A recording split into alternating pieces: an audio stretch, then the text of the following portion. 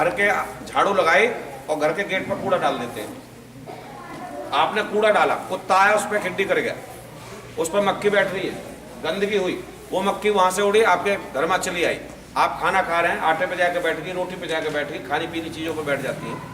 उससे क्या होता है कि हमें बीमारी हो जा रही है, बुखार हो जा रहा है, तमाम तरह के भिन्न भिन्न प्रकार के रोग लग रहे हैं। तो एक जन जागरण चलाओ, गांव के अंदर सबको ये जागरूक करो कि कूड़ा जो सफाई की है वो कूड़ा हाथ के हाथ हमें जहाँ गांव के बाहर कूड़े का स्थान है वहां जाके डाल देना है, घर के बाहर जमा नहीं करना है।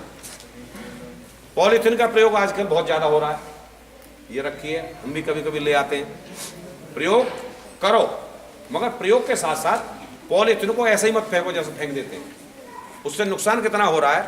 पॉलीथीन आपने झाड़ू लगाई बाहर निकाल दी, पॉलीथीन हवा चली उड़ी नाली में जाके गिर गई। नाली में जब गिर जाएगी तो वो इतनी आसान नहीं है, कागज नहीं है जो गल जाएगी, महीनों तक पॉलीथीन जो की त्यों रहेगी। और उस पॉलीथीन के सहारे जो आपका पानी चल रहा है वो पानी चलने से अवरुद्ध होगा, कूड़ा जमा हो जाएगा और पानी में सड़ांध आ जाएगी, गंदगी, मच्छर पैदा हो जाएगा।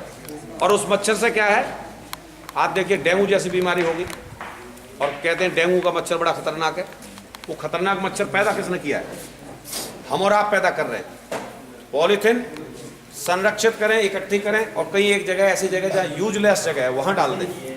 कूड़े में इकट्ठी हुई, आपने जो कूड़ा इकट्ठा होता है जहाँ गोबर है वहाँ इकट्ठी वहाँ डाल दी, साल बीते खाद बन गया, वो खाद बना के खेत में चली गई और खेत में पॉलीथीन भी चली गई। जिस जगह पर पॉलीथीन गिर गई है, आप अन्न उगाने के लिए उसमें अनाज बो दिया, जितने बीच में पॉलीथीन पड़ी है उतने बीच में अन्न नहीं उगेगा।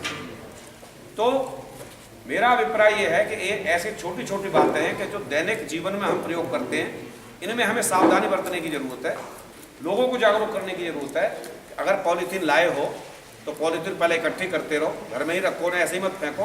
और किसी भी दिन जब ज्यादा हो जाए एक जगह जाओ उसे किसी जगह गाड़ दो। की बात है बच्चों।